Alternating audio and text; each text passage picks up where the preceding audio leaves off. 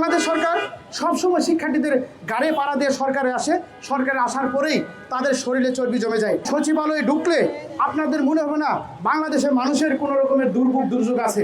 আমাদের বাংলা ভাষী সংস্কৃতি থেকে এবং আপনাদের গড়াই থেকে তুলনা করলে পশ্চিমবঙ্গ বাংলাদেশ খুব কাছাকাছি। তেমন অবস্থায় আমাদের পার্শ্ববর্তী দেশ এত সুন্দর একটা যৌক্তিক তারা সিদ্ধান্ত নিতে পারলো, কিন্তু যে শিক্ষার্থীরা দীর্ঘদিন রাজপথে ওরা কিন্তু আন্দোলন করে নাই, এটা সরকারের বিবেচনা বশতই তারা মনে করেছে 2015 সাল থেকে মমতা সরকার শিক্ষার্থীদেরকে তাদেরকে চাকরির যে উপযুক্ত বিষয়টি তারা সমাধান করেনি, পাশাপাশি তারা সার্কুলারও দেয়নি যেখানে শিক্ষার্থীরা তার দাবির বিষয়টিকে তারা জানাতে পারবে।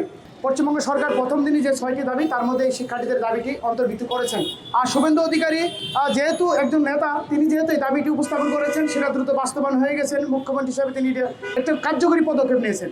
কিন্তু বাংলাদেশ সরকার সবসময় শিক্ষার্থীদের গাড়ে পাড়া দিয়ে সরকারে আসে, সরকারে আসার পরেই তাদের শরীরে চর্বি জমে যায়। আপনারা জানেন সচিবালয়ে ঢুকলে আপনাদের মনে হবে না বাংলাদেশের মানুষের কোনো রকমের দুর্যোগ আছে। যারা এই দেশটাকে বিনির্মাণে সর্বোচ্চ ভূমিকা রাখবে, তারা যখন সকাল 9টায় অফিসে ঢুকে সন্ধ্যা 5টায় যখন বের হয়, তারা পৃথিবীর আলু বাতাস থেকে বঞ্চিত।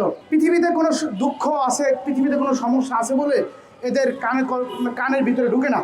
কারণ সচিবালয়ে আপনারা যারা গেছেন আপনারা দেখছেন, সেখানে ঢুকলে উপরে এসি, ডানে এসি, বামে এসি এবং এত সুন্দর একটা পরিবেশ তৈরি হয়, সেখানে ঢুকলে পৃথিবীতে আর সমস্যা আছে বলে তাদের কাছে নজরে যায় না। আপনারা দেখেছেন যে দাবিটি নিয়ে বর্তমান সরকার ইতিমধ্যে সংসদে বলেছেন যে চাকরিতে প্রবেশের বয়সীমা এবং কোঠা আন্দোলনের মাধ্যমে এই যে 5 আগস্টে একটা গণ অভ্যুত্থান হয়েছে, বাস স্পষ্ট করে সিদ্ধান্ত বলে দিলেন। বাট আমরা যারা এই দীর্ঘদিনী আন্দোলনের সাথে জড়িত, আমরা কি পেলাম?